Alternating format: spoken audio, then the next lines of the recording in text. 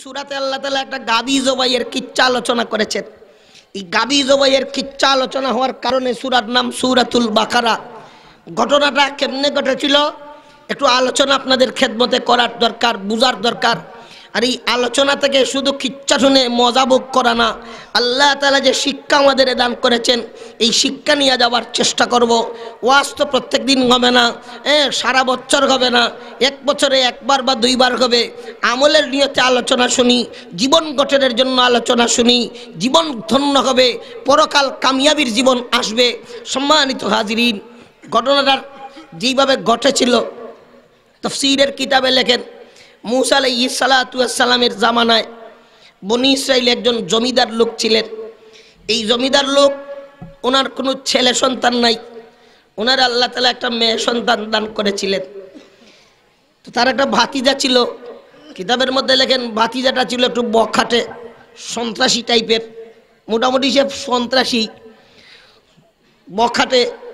তো ভাতিজাটা মনে মনে চিন্তা করে যে আমার চাচার ইন্তেকালের পরে এই চাচার বিশাল বড় জমিদারির ডাইরেক্টর তো চাচা তো বোন এবং বোন জামাই হবে, ঠিক নেই?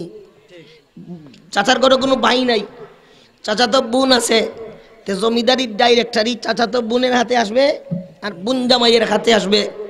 আমি যদি বোনটারে বিয়ে করতে পারি তো জমিদারির ডাইরেক্টরই আমার হাতে চলে আসলো, আর মনে যা চায় তা করলাম। এই ধান্দায় ছেলেটা রাহবার মাধ্যমে দূত মারফতে, ওকিল মারফতে প্রস্তাব পাঠাইছে তার চাচার কাছে এই চাচা তো বোনটারে বিয়ে করার। চাচায় ভালো করে আজ করতে পেরেছেন যে সে তো আমার মেয়েটারে বিয়ে করার যে প্রস্তাব দিয়েছে, উদ্দেশ্য তার আমার মেয়ে বিয়ে করা না, উদ্দেশ্য হলো আমার জমিদারি বিয়ে করা। এটা ভালো করে বুঝতে পেরেছেন যে যতদিন পর্যন্ত আমার জমিদারিটা ঠিক থাকবে ততদিন পর্যন্ত হয়তো তার কাছে আমার মেয়েটা থাকবে, আর যেদিন জমিদারিটা উড়াইয়া শেষ করবে কোনদিন আমার মেয়েটারে উড়াইয়া দিবে। এজন্য চাচা খুব ভালো করে চিন্তা করে প্রস্তাবটারে প্রত্যাখ্যান করেছেন। তো চাচাই বুঝছেন এ তো আমার ফুরি বিয়া করতে চায় না রে, এ তো আমার জমিদারি বিয়া করতে চায়। তো সাথে না করে দিয়েছেন, না আমি তার কাছে আমার মেয়ে বিয়া দিব না। এখন বাতিজা চিন্তা করছে, খাই রে খাই আলাপ তো দিলাম, এখন চাচাই যে মেয়েটারে আমার কাছে বিয়া দিল না, এখন চাচারে সাইজ করার দরকার। তো এই দুষ্ট ছেলে চাচারে সাইজ করার জন্য করছে কি, লুকাইয়া চাচারে একদিন রাত্রিবেলায় হত্যা করছে। চাচারে হত্যা করিয়া মৃত্যু নিশ্চিত হওয়ার পরে ওই চাচার লাশটারে কান্দে করে উঠাইয়া ওই এলাকার একদল ন্যায়পরায়ণ মানুষ যারা এলাকাতে ফিতনা ফসাদ চলে, ফিতনা ফসাদ থেকে বাঁচার জন্য হাওড়ে গিয়া বাউন্ডারি বানাইয়া একটা বাড়ি বানাইয়া তারা সেখানে থাকে। ওই নিরপরাধ ন্যায়পরায়ণ ভালো মানুষগুলোর বাড়ির গেটের সামনে লাশটারে নিয়ে ফালাইয়া হে আইয়া তার বিছনার মধ্যে নাক ডাকাইয়া ঘুমে পড়ছে। সকালবেলায় যখন আওয়াজ ছড়াইছে যে অমুক জমিদার মারা গেছেন, কে মারছে জানা নাই।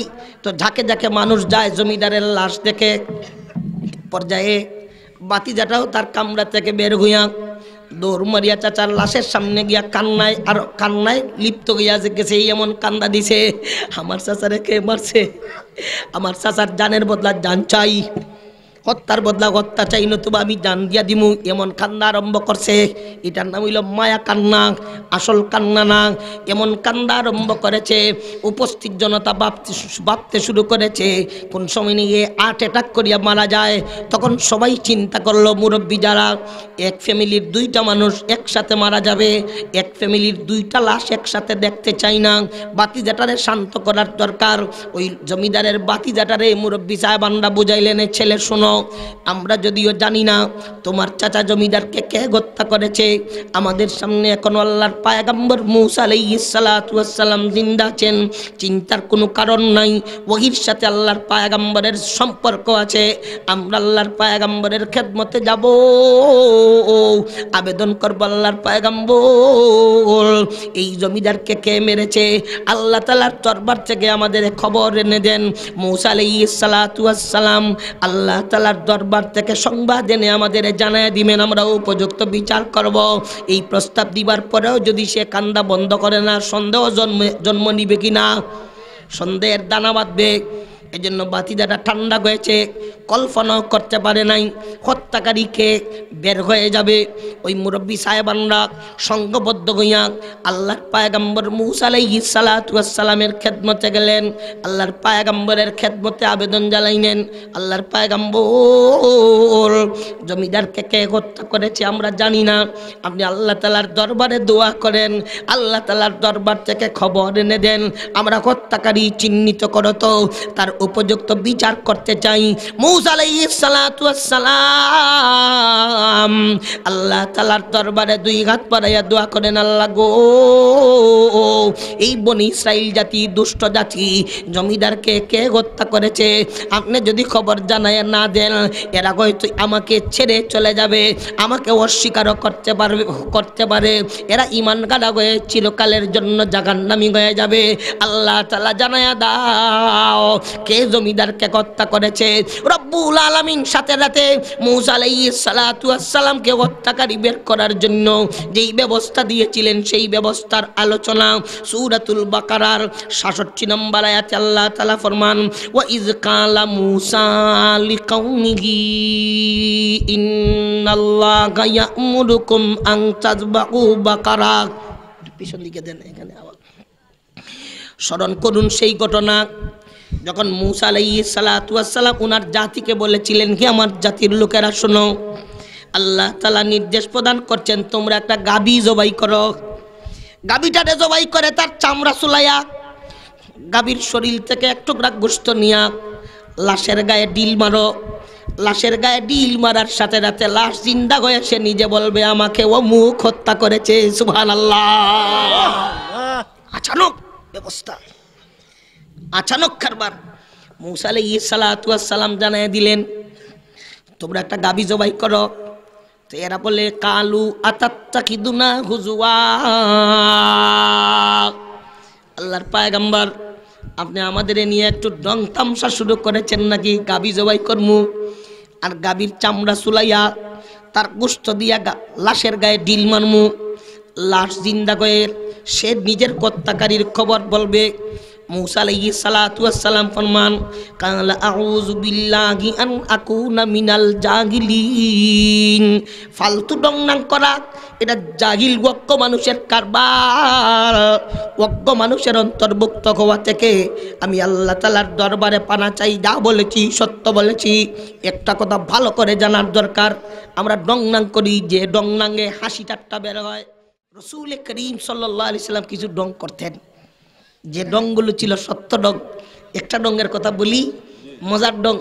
জনৈক এক সাহাবী আল্লাহ রসুল সাল্লাল্লাহু আলাইহি সাল্লামের খেদমতে এসে যে সোয়াল করেন, ইয়া রাসূলুল্লাহ আমার একটা উট দিয়া দেন বাইতুল মাল থেকে, যেই উট আমি চড়বো আল্লাহর রাস্তায় জিহাদে যাব। দয়াল নবী ফরমান, লা আহমিলান্না কালা ওয়ালাদানা কাতিন, লা আহমিলান্না কালা ওয়ালাদানা কাতিন, তোমারে আমি একটা উটনির বাচ্চা দেব। সাহাবীর মন ছুটে গেছে, আমি হুজুর উট নেব জিহাদে যাওয়ার জন্য, উটের বাচ্চা খেয়ে সরে উটের বাচ্চা নিয়ে কি করবো?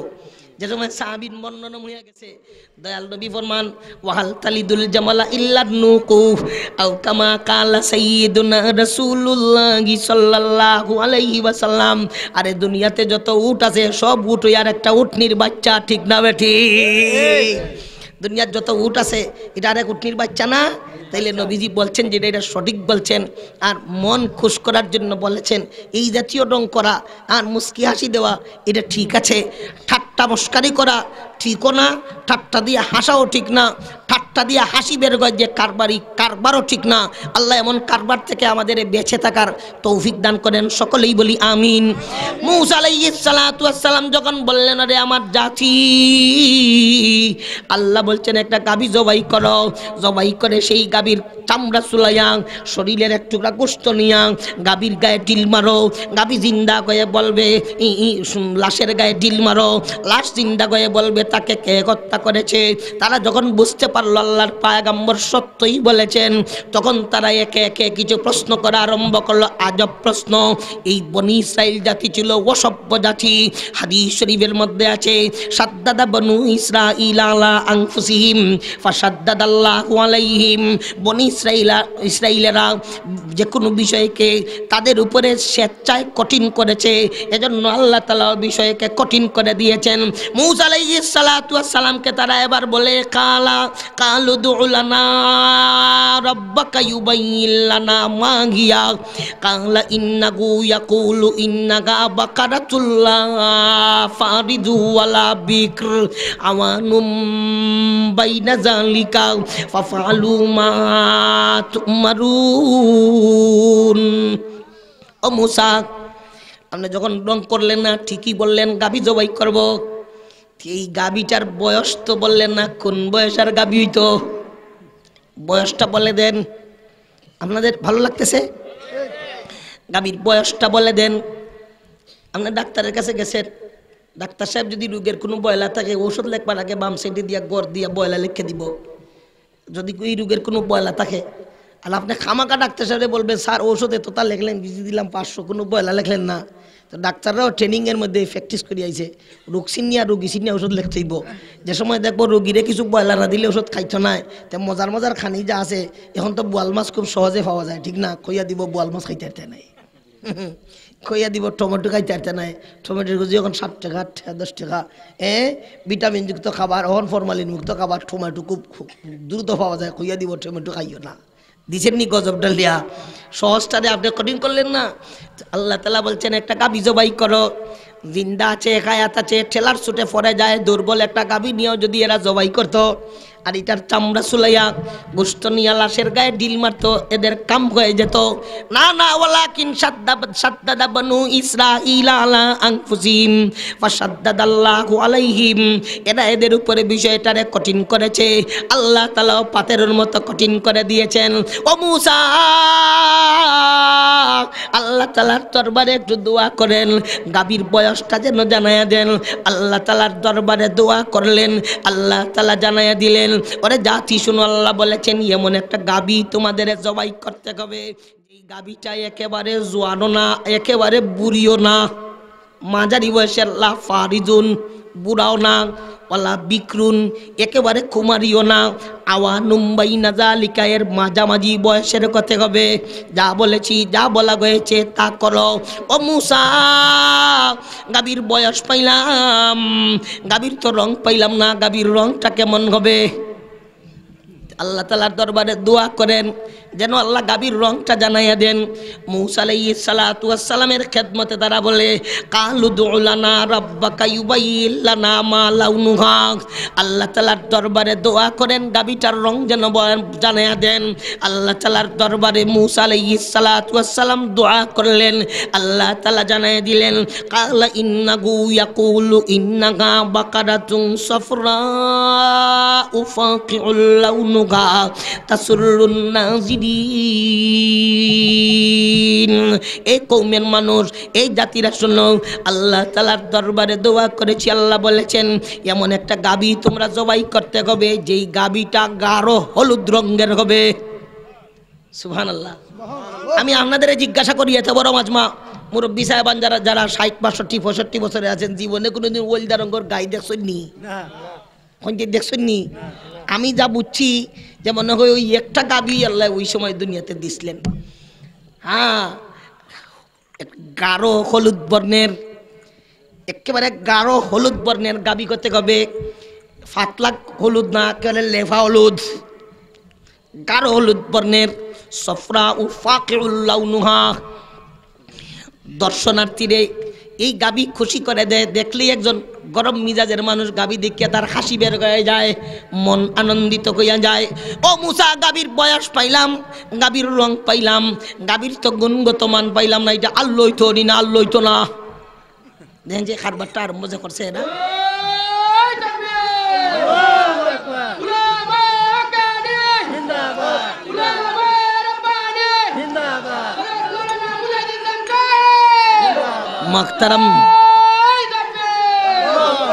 মাখতারাম মাজিরিন, এরা এখন জিজ্ঞাসা করে আল্লাহর পয়গম্বর গাভীটার গুণগত মান জানতে চাই। ওই সময় তারা বলেছিল ইন্না ইনশাআল্লাহ লামুহতাদুন। ও মূসা, আপনারে ঠেকাইবার জন্য প্রশ্ন করি না, সঠিক পথ পাওয়ার জন্য আল্লাহ চাইলে এরকম প্রশ্ন করি। তাফসীরের কিতাবে আছে 3 নম্বর প্রশ্ন করার সময় তারা ইনশাআল্লাহ বলেছিল আল্লাহ প্রশ্ন পর্ব 3 নম্বরেই বন্ধ করে দিয়েছেন। যদি এদের জবান দিয়ে ইনশাআল্লাহ বের হতো না, কিয়ামত পর্যন্ত লাশের জায়গায় লাশ থাকতো, এরা প্রশ্নের জায়গায় প্রশ্ন করত, আর পয়গম্বর আলাইহিস সালাম আল্লাহর দরবার থেকে জবাবের পর জবাব দিতে থাকতেন। ইনশাআল্লাহ বলার কারণে প্রশ্ন পর্ব বন্ধ হয়ে যায়। আল্লাহ তাআলার দরবারে মূসা আলাইহিস সালাতু ওয়াস সালাম দোয়া করলেন, আল্লাহ তাআলা জানায়া দিলেন কালা ইন্নাকা ইয়াকুলু ইন্নাকা বাকারাতুল্লাহ দালুলুন তুসিরুল আরদা ওয়ালা তাসকিল হারস মুসাল্লামাতুল্লাহ শিয়াতা ফিহা। এই কওমের মানুষেরা শোনো, আল্লাহ বলেছেন এমন একটা গাবি তোমাদের জবাই করতে হবে যেই গাবি কোনোদিন জোয়ালের তলে ঢুকছে না, কেরেঙ্গের তলে ঢুকছে না, মেশিন ঘুরাইবার জন্য কোনো জাতের দাগ তার গায়ে নাই, একেবারে নিকুত গাবি জবাই করতে হবে। এখন তারা কয় আন জিতা দেওয়ার মতো দিছেন গুণগত মান, ঠিক আছে আমরা গাবিটা করে বের করি। এখন বনি ইসরাইলের দলেরা গাবি খোঁজার জন্য বের হয়েছে, যেখানেই একটা গরুর ফাল পায় সেখানেই গা খোঁজ করে দেখে বয়স মিলে, গুণগত মান মিলে, রং মিলে না, বুড়াও নাই জোয়ানও নাই পাওয়া যায়, আলুয়া নাই, তেলতেলা শরীর, দেখতে সুন্দর কিন্তু হলুদ বর্ণ পায় না। তাফসীরে জালালাইন শরীফের মধ্যে লেখেন ফাওয়াজাদুহা ইনদাল ফাতা আল বারবি আবিহি ওয়া উম্মিহি। এক পর্যায়ে তারা ওই গাবিটা গাঢ় হলুদ বর্ণের গাবি পাইছে মা বাবার ফরমাবরদার একটা ছেলের কাছে। এই ছেলের কাছে গাবিটা কেমনে আসলো? তাফসীরে ইবনে কাসির করলাম, তাফসীরে ইবনে কাসিরের মধ্যে আল্লামা ইমাদউদ্দিন ইবনে কাসির রাহমাতুল্লাহি আলাইহি বিস্তারিত আলোচনা করেন যে যুবকের কাছে, যেই ছেলের কাছে তারা গাবিটা পেয়েছিল, ওই ছেলে ছিল তার মা বাবার বড় ফরমাবরদার, মা বাবার কথা মানত, মা বাবার খেদমত করত। ও সন্তান, ও মা বাবার আওলাদেরা, আমরা যারা সন্তান হইলাম, আমাদের যাদের মা বাবা আছে, মা বাবার খেদমত করব। আল্লাহ দুনিয়াতেও চমকায়া দিবেন, আখিরাতেও চমকায়া দিবেন। আর যদি মা বাবার খেদমত করি না রে ভাই, দুনিয়া বিনাশ হয়ে যাবে, আখিরাত বিনাশ হয়ে যাবে। আরেকটা কথা খেয়াল রাখবেন, দুনিয়াতে মা বাবার খেদমত করেছেন, মা বাবা খুশি রয়েছেন, এই অবস্থায় তাদের ইন্তেকাল হয়েছে, সেই মা বাবারে কিয়ামত পর্যন্ত খুশি রাখার জন্য আপনার এরপরের দায়িত্ব হইল মা বাবার কবর জিয়ারত করা, মা বাবার জন্য দোয়া করা। মা বাবার জন্য দোয়া করে আল্লাহর দরবারে কি বলবেন? আল্লাহ শিক্ষা দিলেন, তুমি আমার কাছে দোয়া করো, আর এইভাবে বলো রাব্বির হামহুমা কামা রাব্বায়ানি সগীরা। আমরা সবাই একবার পড়ি রাব্বির হামহুমা কামা রাব্বায়ানি সগীরা। আল্লাহ গো, আমার মা এবং বাবাকে আপনি দয়া করো, মায়া করো, যেইভাবে মায়া করে ছোটবেলায় আমাকে লালন পালন করেছিলেন। বাচ্চার দুয়ার বরকতে আল্লাহ মা বাবাকে জান্নাতি বিছানা দিয়া দিবেন। মা বাবা আপনার উপরে দুনিয়াতে বেজার থাকলে দুয়ার বরকতে মাপ পাইলে সেই কবর থেকে আপনার উপরে খুশ হয়ে যাবেন। সুবহানাল্লাহ। মুহতারাম হাজিরিন, এই যে ছেলের কাছে গাবিটা ছিল, ছেলের বাবা ছিলেন একজন মুতি ব্যবসায়ী। ব্যবসার কারণে বাবা অনেক জায়গায় সফরে যাইতেন। একদিন ছেলেটারে সাথে নিয়া মুতির কারবারের জন্য বহু দূরের উদ্দেশ্যে রওনা দিয়েছেন। এক জায়গায় গিয়ে আরাম করার জন্য বসছেন, ছেলের কাছে ব্যাগ দিয়া বাবার ঘুম লেগে গেছে। এমন সময় একদল মানুষ ওই ছেলের কাছে এক চাকা মুতি লই আইছে, এসে বলে এই মুতি কিনবানি? হ্যাঁ, আমার আব্বু তো মুতি ব্যবসায়ী, তো তোমার আব্বুরে ঘুম থেকে উঠাও, আমরা মুতিটা এত টাকায় বিক্রি করব। ছেলেটা বলে আমার আব্বুরে ঘুম থেকে উঠাবো না, আপনারা এখানে মুতি নিয়ে অপেক্ষা করেন, স্বেচ্ছায় যখন উনার ঘুম ভাঙবে তখন উনার সাথে দাম দর কষাকষি হবে। ওই সময় এই আগত লোকরা দুই ভাগে বিভক্ত হইয়া গেছে। একদলে কয় যদি এখন ঘুম ভাঙাও তা আমরা যত টাকা বললাম তার চেয়ে 10 টাকা কমে দিয়া দিমু। আর আরেক দলে কয় এখন যদি ঘুম ভাঙাও না আর আমরা সাক্কা নিয়ে বসে থাকি, ঘুম থেকে উঠার পরে এই দামে দেব না, আরো 10 দিরহাম বেশি দিতে হবে। ওই আরেক দলে কয় তোমার বাবারে ঘুম থেকে উঠাও, আরো 10 টাকা কমে দেব। আরেক দলে কয় না উঠাইলে আরো 10 টাকা বেশি দিতে হবে। এইভাবে যাইতে যাইতে ঘুম ভাঙানোর শর্তে এরা লামতে লামতে 30 দিরগামে চলে আসছে, আর এরা বাড়তে বাড়তে 100 দিরগামে চলে গেছে। এক পর্যায়ে ছেলেটা বলে আমার 30 দিরগামে কিনারও দরকার নাই, মতিরও দরকার নাই, আমার আব্বুরে ঘুম ভাঙ্গাই আমি কষ্ট দিতে চাই না। সুবহানাল্লাহ। এটা আসলে পরীক্ষা। কিছু সময় পরে যখন ছেলেটার বাবার ঘুম ভাঙছে, ঘুম ভাঙার পরে ওই একদল ফেরেশতা এসেছেন, এটা গাভীর বাচ্চা লইয়া। এই গাভীটা হইল হলুদ বর্ণের। গাভীর বাচ্চা নিয়ে আইসা বললেন আপনার ছেলেরে কত লালচ দেখাইলাম, বাবারে ঘুম ভাঙ্গাও, আমরা এত দামে দিয়া দিমু, এত লোভ দেখাইলাম, লালসা দেখাইলাম, এরপরেও ছেলেটা আপনার ঘুম ভাঙ্গাইল না।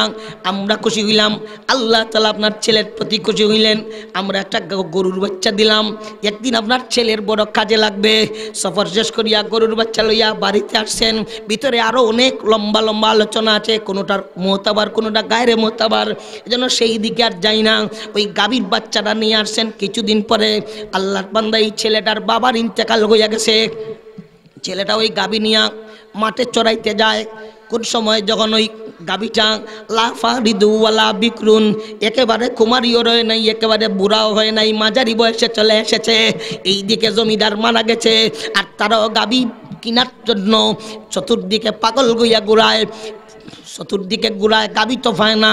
প্রথম দিন যখন এই ছেলেটা তার গাভী নিয়ে ময়দানে গেছে ঘাস খাওয়াইবার জন্য, একজন মুরব্বী মানুষ এসেছেন, বাবা তোমার গাভীটা বিক্রি করবানি, বিক্রি করলে আমি এত টাকায় দিয়া দিমু, এমন একটা দাম উনি বলেছেন। সেই দামটা মনে করেন ওই সময় মার্কেট দামের চেয়ে 10 গুণ বেশি হবে। সুবহানাল্লাহ। আপনার ছেলে যদি গরু লইয়া রাখা যায়, আর গরুর দাম হয় 30,000 টাকা, আর 9 লাখ টাকা দিলেই মুই আর আপনারে জিকাইব, কথা কই না, জিকাইব 9 লাখ টাকা, আপনিও ভাইয়া কইবেন ঠিক আছে রে ভূত ভালোই করছ, কথা ঠিক না? ঠিক। মুরব্বী লোক আসছেন, বাবা রে গাভীটা বিক্রি করবানি, তোমার এটার দাম এত দিয়া দিমু। ছেলে বলে আমার তো আম্মা আছেন, আব্বা নাই, তো আমার আম্মার সাথে তো বেচা বিক্রির ব্যাপারে কোনো কথা হয় নাই, এজন্য আমি কিছু বলতে পারবো না। ছেলেটা বুঝছি এটা চড়া দাম, এরপরেও বলে আমার মায়ের সাথে পরামর্শ ছাড়া আমি কিছুই বলতে পারবো না। বাবা রে তোমার মায়ের সাথে আলোচনা করে কি হবে, আমি তো চড়া দাম নিব না, না আম্মার সাথে পরামর্শ না করে কাম করব না। ছেলেটা বিকাল বেলায় গাভীরে ঘাস খাওয়াইয়া বাড়িতে রওনা দিয়েছে। মুরব্বী লোক তার পথে চলে গেছে, মায়ের কাছে ঘটনার বিবরণ দিয়েছে। মা কিছুই বলেন নাই, বললেন দেখা যাক কি হয়, জানা আছে তো এই গাভীটা আসার নেপথ্যে তো একটা কিচ্ছা আছে না নাই? 2 নম্বর দিন যখন ছেলেটা আবার গাভী লইয়া গেছে মাঠে ঘাস খাওয়াইছে, ওই সময় ওই মুরব্বী লোক হাজির, আরো বলাইয়া বলছেন তোমারে পয়সা আরো বেশাইয়া দিমু, দিয়া দাও। না না মোর সাথে আলোচনা হয় নাই, আম্মু কোনো কিছু বলেন নাই। আরে বাবা তোমার মায়ের সাথে আলোচনা করে কি হবে, দাম তো চড়া দেব না, না সরাব দাম দিলেও হবে না, আম্মুর অনুমতি লাগবে। মুরব্বী লোক ওনার পথে চলে গেছেন। আল্লাহর বন্ধু এই ছেলেটা গাভীটারে ঘাস খাওয়াইয়া বিকাল বেলায় বাড়িতে গেছে। আম্মা গো, এই বৃদ্ধ লোকটা আজকেও এসেছিলেন। ওই সময় মা ছেলেটারে বলেন কলিজার টুকরা ছেলে রে, উনি যখন পরপর 2 দিন তোমার কাছে জঙ্গলায় আসলেন, তো আমার মনে হয় উনি আগামীকালও আসবেন। যদি আগামীকাল উনি তোমার কাছে আসে, তো আসলে পরে দাম করে তো তুমি বলে দিও আমি এতিম, আমার বাবা নাই, আমার আম্মু আপনার কাছে সালাম বলেছেন। আমার আম্মু বলেছেন এই গাভীটা যদি আমার বিক্রি করতে হয়, কেমনে বিক্রি করলে ফায়দা হবে, মেঘের বাণী করে আমারে সেই পথ বাতাইয়া দেন। সুবহানাল্লাহ। 3 নম্বর দিন ছেলেটা গাভী লইয়া মাঠে গেছে। ওই মুরব্বী লোক হাজির, বেস্তায়নি। আজকে তো ছেলেটা সবক নিয়ে গেছে মায়ের কাছ থেকে। আমার আম্মু আপনাকে সালাম বলছেন, আমার বাবা নাই, আমি এতিম, এই গাভীটা যদি আমাকে বিক্রি করতে হয়, কেমনে বিক্রি করলে আমার ফায়দা হবে, ওই তরিকাটা আমারে বাতাইয়া দেন। ওই সময় লোক বলেন বাবা শোনো, কিছু সময়ের ভিতরে বনি ইসরাইলের একদল মানুষ তোমার কাছে আসবে, এদের একটা গাভীর দরকার। আসমানের নিচে জমিনের উপরে এই গাভী ছাড়া আর গাভী নাই। সুবহানাল্লাহ। তুমি ওইটারে এক দামে বিক্রি করবা। দাম কত? দাম নিয়ে বিভিন্ন কথা আছে, একটা কথা আপনাদের শোনাই। এক কৌলে আছে, এক বর্ণনায় আছে, এক পাল্লাতে আমার গাবি উঠানো হবে আর এক পাল্লাতে স্বর্ণ উঠানো হবে।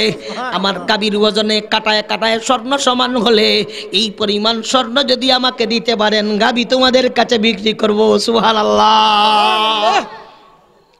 ছেলেটা গাবি নিয়ে মাঠে চড়াইতেছে, এরা আইসে কয় এ পাওয়া গেছে রে, এই তো এইদিকে আসতে পারলাম না, 3 দিন যাবত ঘুরাইতেছি। ছোট্ট একটা বাচ্চা এর আর কত 200 টাকা বলুন দিলি তো কিনে দেখবো, কিনবা এ ট্যাবলেট খাইয়া বইছে। কথা ঠিক না ঠিক? বিক্রি করার ট্যাবলেট খাইয়া বইছে, 200 টাকা বলুন দিয়ে কিনে দেখবো। এটা বেচতাইনি? বেচারা কয় জি এটা তো বেচার জন্যই, একটু বসেন, তাড়াহুড়া করলে চলবে না। ফাঁকনা ফাঁকনা কথা গো, ফাঁকনা কথা সবক পাইছে না। দাম কত? ঠান্ডা মাথায় কথাটা শুনেন, দাম এটাই এক দাম। 2 নম্বর কোনো দাম করবেন, যেদিকে আসছেন সেদিকে চলে যাবেন। আগে টাইট করছে এক দর, কি দাম? কয় ফাল্লা দিয়ে ওজন করিয়া গাভীর ওজনে সোনা দিতে পারলে দিমু। এর আর চোখ দল হয়ে গেছে, কয় কি রে, কয় কি কয় কি, কয় ফাল্লা দিয়ে ওজন করিয়া না দিলে তো হবে না। জমিদারের লাশ এখনো দাফন করা হয় নাই। এরা গেছে আবার বনি ইসরাইলের মা বোনরা ফেরাউনে যখন দৌড়াইয়া নিছিল, তো নীল দরিয়া পাড়ি দিবার সময় মিশর থেকে যত সোনা গয়না লইয়া বাইরিছিল, এদের কাছ থেকে চান্দা লইছে, মা গো বোন গো দেহ, জমিদারের অত্যাচারী বাইর করার দরকার। তো মা বোনটা দান করছে, খান না আট বালা ঠালা যা আছে সব দিয়ে একটা বস্তা পড়ছে, একেবারে মা বোন সব খালি গেছে। বস্তা পরিয়া নিয়া আর গাভীর ওজনে কাটায় কাটায় সমান ওজনে এই ছেলেটারে স্বর্ণ দিয়া এরা গাভী নিছে। গাভীটারে নিয়ে গাভী জবাই করেছে, চামড়া চুলাইয়া। আপনারা 10 মিনিটের ভিতরে মেহমান নিয়ে আসেন, 10 মিনিটের ভিতরে গাভীটারে জবাই করিয়া গাভীর চামড়া চুলাইয়া ওই গাভীর একটু গোস্ত নিয়া এরা লাশের গায়ে ঢিল মেরেছে। লাশের গায়ে ঢিল মারার সাথে সাথে লাশ জিন্দা হইয়া দাঁড়াইয়া ঘোষণা দেয়, কাতালানি ইবনু আকি, আমার যে বাতিদাটা আমার জন্য মায়া কান্নায় লিপ্ত হইল সে আমাকে হত্যা করেছে। জুড়ে বলি সুবহানাল্লাহ।